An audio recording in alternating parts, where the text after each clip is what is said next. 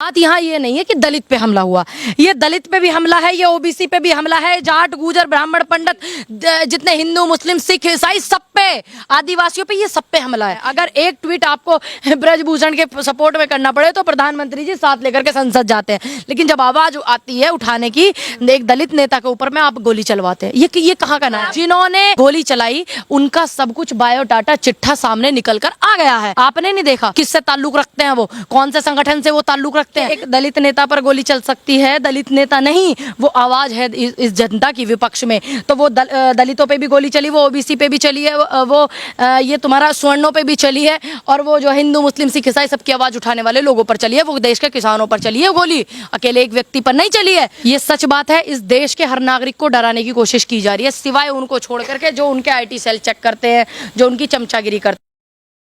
नमस्कार, स्वागत है आपका टाइम्स एक्सप्रेस पर। मैं निशा झा। इस वक्त हमारे साथ बातचीत करने के लिए सामाजिक कार्यकर्ता पूनम पंडित जी है। जिस तरीके से आपने देखा भीम आर्मी प्रमुख चंद्रशेखर आज़ाद की गाड़ी पर जिस तरीके से हमला किया गया, जिस तरीके से धड़ाधड़ गोलियां चली, हालांकि एक गोली उनकी कमर से छूते हुए गुजर गई लेकिन वो घायल हो गए। तो आप इसी मुद्दे पे आज हम पूनम पंडित से बात करेंगे। जिस तरीके से चंद्रशेखर आज़ाद पर हमला हुआ, क्या कुछ कहना चाहेंगे आप? देखिए, ये जो हमला हुआ है, सबसे पहले तो परमात्मा उनका जो स्वास्थ्य है वो बहुत अच्छा रखे, उनकी बहुत लंबी उम्र हो। भाई जी की अभी मुलाकात हुई थी एक आंदोलन में हमें ग्रेटर नोएडा अथॉरिटी पे, और काफ़ी सरल स्वभाव के व्यक्ति हैं और पहले भी मैं मिल चुकी हूँ उनसे।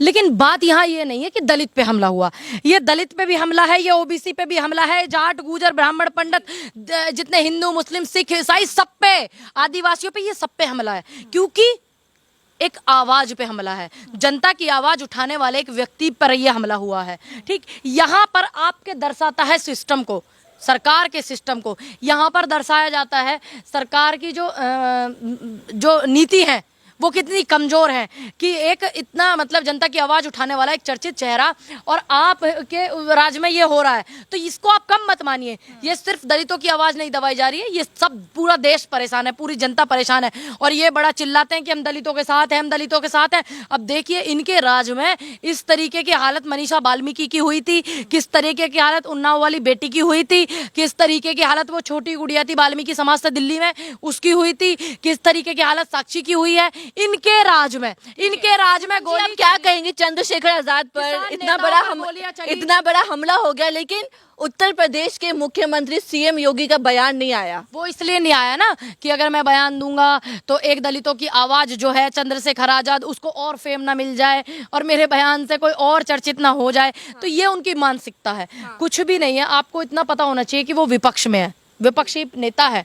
ठीक, दूसरी बात, वो जनता की आवाज उठाते हैं, वो जनता की आवाज उठाने वाला व्यक्ति है। तो आप ये देखिए कि आप कर क्या रहे हैं। अगर एक ट्वीट आपको ब्रजभूषण के सपोर्ट में करना पड़े तो प्रधानमंत्री जी साथ लेकर के संसद जाते हैं, लेकिन जब आवाज आती है उठाने की एक दलित नेता के ऊपर में आप गोली चलवाते हैं। ये कहाँ का नाम? आप कह रहे कि किसने गोली उठाया? बीजेपी पे आरोप लगा रहे। जिन्होंने गोली चलाई उनका सब कुछ बायोडाटा चिट्ठा सामने निकल कर आ गया है। आपने नहीं देखा किन्होंने किससे ताल्लुक रखते हैं, वो कौन से संगठन से वो ताल्लुक रखते हैं। पूछताछ कर रही है। पूछताछ करने के बाद भी क्लियर भी हो गया, बहुत सारे रिपोर्टर्स ने बताया कि उनका बैकग्राउंड क्या है उनका। आपने नहीं पता कि वो किस पार्टी से ताल्लुक रखते हैं, किस संगठन से, किस सेना से, किस उससे रखते हैं, सारा डिटेल आ गया है। तो इस मुद्दे पर आप जो है एक भी टिप्पणी नहीं कर रहे हैं। एक तरीके से आप ये कह रहे हैं कि बीजेपी ने करवाया। मैं बिल्कुल यही कहा किस पार्टी से रख रहे हैं। देखिए, मैंने बिल्कुल नहीं कहा कि बीजेपी ने कराया। मैंने आपको बोला पूरा बायोडाटा निकल कर आ गया, आप पढ़िए, आप समझिए, आप सुनिए। बता दीजिए जनता को, हमें नहीं पता। चलिए आज आपको पता। आपको नहीं पता, आपको नहीं पता वो किस संगठन से थे, आपको नहीं पता जैसे लखीमपुर में गाड़ी चढ़ाई थी वो किस पार्टी से थे, आपको नहीं पता ये कौन लोग हैं जितनों के चूल्हे चलते हैं हिंदू के नाम पर। ठीक, और जो सिर्फ हिंदू के नाम पर अपने चूल्हे चलाते हैं, ना हिंदुओं के लिए कुछ करते हैं, उन्होंने किया सब। उनको वो संगठन में नहीं है, वो भी तो संगठन में है जिन्होंने गोलियां चलाई हैं। और ये पीछे जो अभी हमला हुआ था, ये जो अभी एक क्रिमिनल मारा गया था, उसमें भी संगठन के ही लोग निकले थे इनके। तो ये इन्हीं के लोग क्यों, इन्हीं के यही क्यों उससे जुड़े होते हैं, इनके संगठनों से, इनके संघ से, इनकी पार्टी से क्यों जुड़े होते हैं? आप ये पूछिए ना कि आपने ऐसे ही लोगों को भरखा है। इसका मतलब बहुत कहते थे कि कांग्रेस की सरकार में बड़े हमले होते थे, कांग्रेस की सरकार में बड़े हमले होते थे, है ना, यूपी में भी बहुत हमले होते थे। जितने भी हमलावर थे आज वो सरकार में बैठे हुए हैं, सब पे मुकदमे भी चल रहे हैं। इसका मतलब यही हमले करवाते थे और आज भी ये शांत नहीं बैठ रहे, लोगों को जीने नहीं दे रहे। इसमें सिर्फ दलितों का ही मुद्दा नहीं है, ये बात है आवाज उठाने वाले व्यक्ति की कि वो आवाज उठाते हैं, जनता के हर मुद्दे को उठाते हैं चंद्रशेखर भाई। तो उनके साथ ऐसा क्यों? सत्यपाल मलिक कह रहे हैं कि विचारों की लड़ाई है इसलिए उन पे अटैक किया गया। कि विचारों की लड़ाई है, ये सच बात है। अगर राजनीति में अगर हम किसी को घेरते हैं या मुद्दों पर घेरते हैं, जनता के लिए घेरते हैं, ये हमारे विचारों की लड़ाई है, हमारी पर्सनल कोई लड़ाई नहीं है। लेकिन इन्होंने कुछ समय से पर्सनल बना दिया है, क्योंकि ये जब ज्यादा मानसिक रूप से इनको कि हाँ हमें ऐसे कह दिया वैसे कह दिया, हमारे लिए ये हो रहा है वो हो रहा है, तो ये उसको पर्सनल ले जाते हैं, फिर हमले कराते हैं। किसान नेताओं पे हमले कराए, किसान नेताओं पे हमले कराए इन्होंने, कोई नई बात है ये तो करते ही आए हैं। बशर्ते समझना आपको होगा कि आज एक तो आपको क्या लगता है उत्तर प्रदेश में जो दलित समुदाय हैं वो सुरक्षित नहीं है? आपको क्या लगता है? कोई भी सुरक्षित नहीं है। स्पेशल योगी जी तो माफियाओं को मिट्टी में मिला रहे हैं। अच्छा, तो ब्रजभूषण के यहाँ पर बुलडोजर चल गया क्या? हो सकता है, मुझे जानकारी ना हो सकता है बिल्डिंग उसकी ढह गई हो सकता है संपत्ति उसकी दान दे दी गई हो भारत की जनता के लिए, नहीं ना? तो बेटियां ही तो वहाँ बेटियों को हटा दिया गया, दोबारा वो लोग आए भी नहीं, शांत हो गया मामला। वो लोग अब विदेश जाने की तैयारी कर रहे हैं, खेलने की प्रैक्टिस खेलने भी तो जाएंगे, उन्हें देश का नाम भी तो रोशन करना है जो इन्होंने मट्टी में मिला जो ये मुद्दा उठाया वो उन्होंने आगे तक क्यों नहीं ले गए? क्यों हार मान गए? क्यों नहीं उन्होंने लड़ाई लड़ी आगे तक? जिस बेटी शांत हो गए, दोबारा आते, सड़कों पे क्यों नहीं आए? सड़कों पर आंदोलन चला, किसान आंदोलन चला ना, घसीटा गया सड़कों पर। और लड़कियां, अच्छा लड़कियां आती, कपड़े खिंचवाए इनसे, आपने देखी नहीं उनकी बेरुखी? बिल्कुल देखी, गलत हुआ। बार बार खिंचवाए अपने कपड़े इनसे, मामला शांत हो गया ना। जिसके साथ हुआ वो भी, जिस बेटी के साथ हुआ वो भी मामला हद में रह करके काम करती है ना। अब बेटियां इनसे अपने कपड़े घसीटवाए, देखा नहीं आपने इनको कितने बुरी तरीके से बेटियों को कपड़े घसीटे, इन्होंने खींचा। बेटियों ने हार मान ली क्या? जिन्होंने देश में विदेशों में भारत का नाम रोशन किया। आपको कोई सेक्सुअली हैरेसमेंट करेगा तो आप क्या करोगी? विचारों से आप लड़ सकती हो, शब्दों से आप लड़ सकती हो, धरना दे करके लड़ सकती हो। अगर आपको कोई खींचाता नहीं करे, आपके कपड़े खींचे, क्या लड़ लोगी? एक बेटी हो, संस्कृति है इस देश की, हया शर्म आपको आ जाएगी, फिर आप भी कहीं ना कहीं सोचोगी कि ये तानाशाह सब पे भारी है। हया शर्म के चक्कर में जो इन बेटियों के साथ सेक्सुअली हैरेसमेंट अगर हुआ है तो वो मामला शांत हो गया। देखिए इन्होंने जिस बेटी के साथ उस पिता ने बयान बदल लिया, कुछ नहीं हुआ। अपने एक पिता को अच्छा लगेगा कि मेरे देश के गौरव बढ़ाने वाली बेटियों के कपड़े खींचे जा रहे हैं और मैं मुकदमे लड़ रहा हूँ? क्या एक पिता को अच्छा लगेगा? पिता को ये भी नहीं अच्छा लगेगा अगर उसकी बेटी के साथ हुआ है ना। उसकी बेटी ने कोशिश की ना, देश की बेटियों ने कोशिश की ना कोशिश, इतनी कोशिश के बावजूद खींचाता नहीं हुई ना। आरोपी हैं तो कहाँ कुछ हुआ? किसी का मनोबल इतना मजबूत नहीं होता, मेरी बात समझिए। जिस बेटी ने एफआईआर किया, हो सकता है उसके पिता का मनोबल डाउन हो गया और पिता की वजह से उन्होंने एफआईआर वापसी ले ली हो सकता है बेटी का मनोबल डाउन हो गया और बेटी को देख करके पिता ने वापस ले ली हो, ऐसे भी हो सकता है ना। चंद्रशेखर पे जिस तरीके से हमला हुआ तो एक ये भी बयान आया है कि जब एक नेता पे गोलियां चल सकती है तो जनता क्या है? वही मैं बोल रही हूँ। देखिए एक दलित नेता पर गोली चल सकती है, दलित नेता नहीं, वो आवाज है इस जनता की विपक्ष में। तो वो दलितों पे भी गोली चली, वो ओबीसी पे भी चली है, वो ये तुम्हारा स्वर्णों पे भी चली है, और वो जो हिंदू मुस्लिम सिख ईसाई सबकी आवाज उठाने वाले लोगों पर चली है, वो देश के किसानों पर चली है गोली, अकेले एक व्यक्ति पर नहीं चली है। तो सोचिए कि आम जनता कैसे सुरक्षित है, आम जनता कैसे रहेगी? अब ना तो कोई हमारे मुख्यमंत्री सूबे के बयान देंगे, लॉ एंड ऑर्डर काफी मजबूत है तो गोली कैसे चलेगी भाई? ऐसा तो कोई है नहीं कि कहते रहते हैं कि माफियाओं को मिट्टी में मिला देंगे, एक भी माफिया नहीं बचेगा। ये पूड़ी का पकौड़ा नहीं है कि खाली और निगल लिया, किसी को नहीं पता चला है, समझ में आया? ये दुनिया को पता है कि आवाज उठाने वाला उत्तर प्रदेश के अंदर इनमें से एक नाम। तो मानती होगी पूनम जी, ये इतनी बड़ी बात हुई है, क्या योगी जी को नहीं पता चला होगा? क्या योगी जी को नहीं पता चला? क्या उन्होंने ये बोला कि हाँ हमें दुख है इस बात का कि उन पर गोली चलाई, उन पर सख्त से सख्त कानूनी कार्रवाई होगी? क्या उन्होंने कहा? गिरफ्तार तो हो गए, पुलिस करेगी कार्रवाई। गिरफ्तार तो टैनी का बेटा भी हुआ है, लेकिन ऐशो आराम से जी रहा है वो तो है। बताइए, तो आपको नहीं लगता क्या उत्तर प्रदेश में लॉ एंड ऑर्डर मजबूत है? देखिए लॉ एंड ऑर्डर एक जाति, एक समुदाय के हिसाब से जो इन्होंने अपना बना रखा है, इनको और किसी की जरूरत नहीं है। ना इनको दलितों की जरूरत है, ना इनको पंडितों की जरूरत है, ना इनको जाट गुजरों की जरूरत है। इनको सिर्फ अपने से मतलब है कि हमारी टीम के हमारे समय समय पर पालतू कितने लोग हैं, उनके लिए इनको मतलब है, इन्हें किसी से कोई मतलब नहीं है। तो आपको क्या लग रहा है, आपको किस पे शक है? देखिए मैं शक क्यों बताऊं, सब पूरा खुला सामने आया डिटेल, तो मैं शक क्यों करूं किसी पे? जो लोग किस संगठन से जुड़े हुए हैं, किस संगठन को सपोर्ट करते हैं, किसकी रैलियों में जाते हैं, आप देखिए डिटेल निकाल करके। आप पत्रकार हैं, सारे काम मेरे से कराओगे, आप खुद कुछ नहीं करोगे। सामाजिक कार्यकर्ता हाँ, तो मैंने इतना काम किया ना, मैं बोल रही हूँ ना, इतने कठिन माहौल में इतनी कैडी सरकार, इतनी तानाशाह सरकार, आवाज उठाने वालों की आवाज कहाँ है? आवाज उठाने वालों की कहाँ है ये करती है वो आवाज को। अरे आप आज बोल पा रही हैं तो तानाशाही बड़े मुकदमे लिख देती है।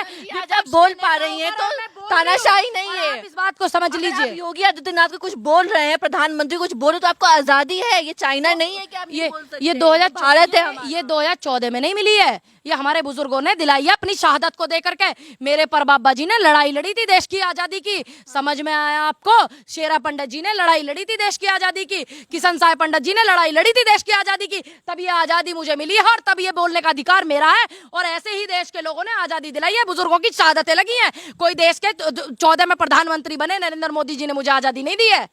इतनी क्यों घृणा है नरेंद्र मोदी से? मुझे उनके विचारों से बिल्कुल कितने अच्छे विचार है उनके। राम राज्य की बात करते इत्तेफाक नहीं रखती उनका। राम राज्य की बात। मेरा देश पहले से ही राम राज्य है, इसमें पहले से ही राम है, इसमें पहले से ही राम है, इसमें पहले से ही कृष्ण है। दोबारा चर्चा कर रहे हैं तो पहले से क्या ही है? इसमें क्यों दोबारा चर्चा करनी किसी मुद्दे पर? क्या हो गया? हमारे पास मुद्दे बहुत है।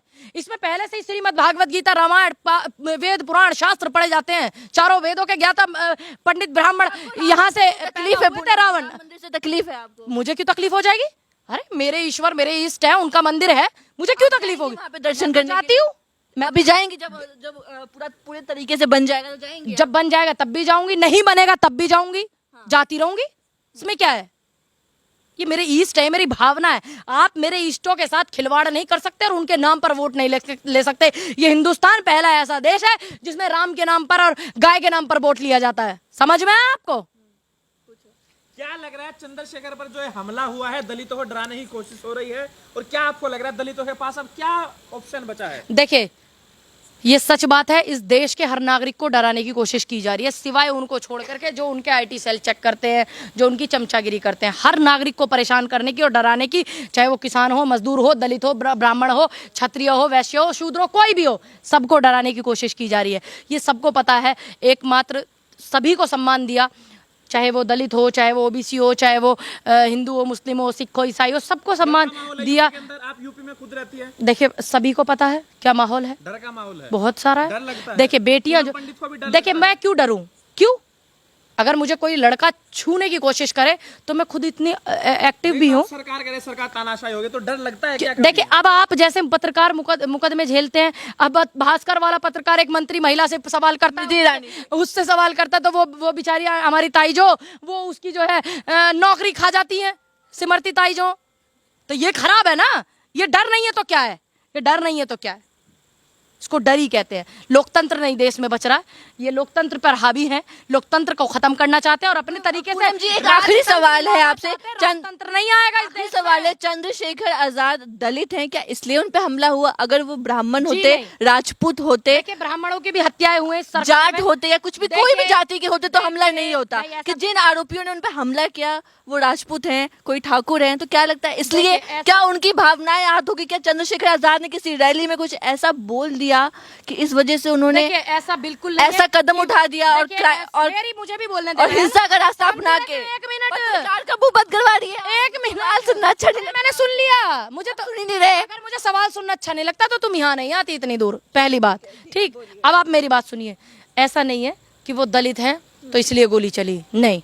वो इस उत्तर प्रदेश की जनता की आवाज को उठाने वाले एक व्यक्ति हैं, इसलिए उन पर हुआ।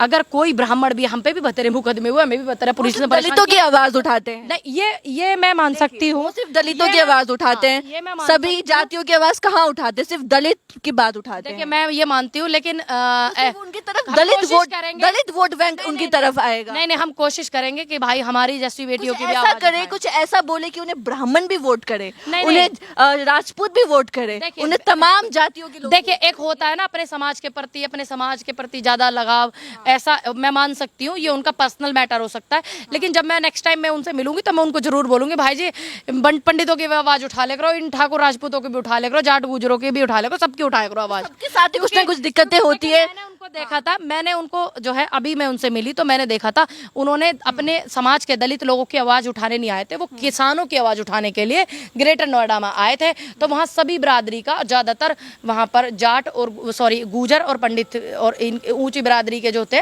इनका आंदोलन था, वो दलित भी थे उसमें। मानते हैं आप, ऊंच नीच मानते हैं? नहीं मैं तो नहीं मानती, आपने खुद कहा। नहीं मैं बता रही हूँ, जब ये कह रही है कि दलित है, अब ये खुद चिल्ला रही है दलित है, अब एक आदमी खुद कहता है कि मैं दलित हूँ तो भाई वो मान रहा है अपने आप को, तो उसकी भावना आहत ना हो तो बोल दो भैया ठीक है। एक और मामला है, हमले से 4 दिन पहले उनको धमकी भी मिली थी, तो तभी इस जान से तो मारने फिर की। इस पर तभी कानूनी कार्रवाई क्यों नहीं हुई, होनी चाहिए। जी, चंद्रशेखर को भी ख्याल रखना चाहिए था, जब उन पे ऊपर ये मामला है तो उन्हें जरूर थोड़ा अरे अपनी तरफ से इंसान कौन चाहता मरना, थोड़ा अवेयर हो जाता है। अरे अब कौन मरना चाहता है मेरी बहन, इस देश में कोई मरना चाहेगा, पूरे वर्ल्ड में कोई नहीं मरना चाहेगा। सब अपनी तरफ से अपने अपने हिसाब से प्रोटोकॉल इस्तेमाल करते हैं, सब अपनी अपने हिसाब से अपनी सेफ्टी इस्तेमाल करते हैं, आप समझिए बात को। लेकिन उनको थोड़ी पता था कि भैया ऐसा लोचा हो जाएगा, ठीक है। लेकिन एक बरादरी, एक समाज के जो आप हैं मैं बहुत अच्छे से मानती हूँ, लेकिन आपसे फिर भी निवेदन करूंगी कि इस पंडित हैं। कोई बात नहीं, मैं सबकी आवाज उठाती हूँ। आपने मेरे मुंह से आप उनके साथ हैं? किन के साथ? चंद्रशेखर जी के साथ। देखिए आज उनके साथ ये हादसा हो सकता कल मेरे साथ हो, तो मुझे मेरे भाई के साथ और भाई को मेरे साथ तो रहना ही पड़ेगा, इस देश में सब एक है। सुरक्षा की मांग करेंगे खुद के लिए? मैं खुद के लिए नहीं, अभी मुझे इसकी कोई जरूरत नहीं है, मैं धन्यवाद करती हूँ। ऐसा क्यों? क्यों जरूरत नहीं है? आप भी बोल रही हैं, आपको भी खतरा हो सकता है, कोई बात नेता है। है, मैं एक स्पोर्ट्स पर्सन भी हूँ, ऐसा नहीं है। क्या नेता के तौर पे ज्यादा जानी जाती हैं आप? देखिए जान है एक ना एक दिन जानी है, जब इसकी जरूरत होगी। अभी बीच में जब जरूरत थी, जब मुझे जान से मारने की धमकी दी, आपको भी दी गई थी धमकी? हाँ न्यूज 20 पंडित को धमकी मिली? हाँ दी थी, वो पकड़ा भी गया था, उसको पुलिस पकड़ के लेके आई थी, इधर कहीं कांदले वांदले की तरफ का था कोई व्यक्ति, आपको मारने की धमकी दी थी? जुबान काटने की धमकी दी, गर्दन काटने की धमकी दी। तो मैंने जब बोला गवर्नमेंट को तो मैं सरकार ने सुनी आप? हाँ मेरी जो है सरकार ने सुनी, लेकिन बहुत देर के बाद सुनी, जब मैंने थोड़ा सा अब बताया कि हाँ मैं जब किसानों की आवाज़ उठा सकती हूँ तो अपनी भी उठा सकती हूँ, ध्यान रखना। तब उन्होंने मैं सुनी, मैं स्पेशल धन्यवाद करूंगी, क्योंकि मैं बाद में मैंने सोचा निमट जाएगा आसपास से ही वही काम, लेकिन क्यों इतना ज़्यादा चर्चित करना। मेरे को नहीं अच्छा लगता कि कल को इस तरीके की चीज़ें कोई ये बोले कि पूनम पंडित फैम लेने के लिए ऐसे बोल रही है कि मेरे साथ ये हो गया, मैंने कहा निमट जाए आसपास। लेकिन मैं हमारे SSP जो श्लोक कुमार जी है, मैं उनका दिल से धन्यवाद और आभार व्यक्त करती हूँ कि मैं बाद में उनके पास में गई, उन्होंने उसी दिन इस चीज़ पर निर्णय करके रात को पकड़वा दिया था। पूनम जी, आप ये तो मानेंगी कि अब भेदभाव कम हो गया है, ऊंचा नीचा, ये बड़ी जाति, ये छोटी जाति, सब कम हो गया है, दलितों पे अत्याचार भी कम हो गया है, ये तो आप मानेगी? होना चाहिए, ये पहले से ही है, अभी नहीं हुआ लागू, 2014 में नहीं हुआ है। 2014 में 14 पे क्यों आ जाती है? मैं आपको बता रही हूँ, 2014 ये देश में जब अंबेडकर जी ने संविधान दिया है तब से चल रहा है नियम। ये अलग बात है कहीं क्षेत्र में कुछ एक स्पेशल कोई खबर आ जाती है गलत सजाती कि दलित को घसीटा गया इनके राज में, ये अलग बात है, इनके क्षेत्र में भाजपा की सरकार में, ठीक है। अगर कोई कन्हैया कुमार जैसे व्यक्ति की हत्या करता है तो चाहे वो राजस्थान हो, हम कन्हैया का साथ देने के लिए कन्हैया की आवाज़ उठाते हैं, चाहे वो राजस्थान ही क्यों ना हो जहां कांग्रेस की सरकार है। अगर हम यहाँ हैं यूपी में तो हम इस देश की सभी स्टेटों पर नज़र रखते और ये भी देखते कि कोई हमारा व्यक्ति तो गलत नहीं कर रहा है। फिर कन्हैया कुमार के उनको पकड़ा गया, अशोक गहलोत जी ने उन पर देशद्रोह का मुकदमा लगाया, क्या इन्होंने किया? ऐसा नहीं किया आज तक भी, रिकॉर्ड निकाल लेना। तो ये आप सुन रहे थे, हमारे साथ पूनम जी थी। जिस तरीके से चंद्रशेखर आजाद पर, उनके काफिले पर जिस तरीके से हमला हुआ, जिस तरीके से गोलियों की बारिश होने लगी, हालांकि चंद्रशेखर इसमें बच गए, लेकिन उनके एक साथी को चोट लग गई और साथ ही साथ चंद्रशेखर भी घायल हो गए। तो देखते हैं आने वाले समय में और क्या क्या होता है। तब तक के लिए बने रहे टाइम्स एक्सप्रेस पर। धन्यवाद।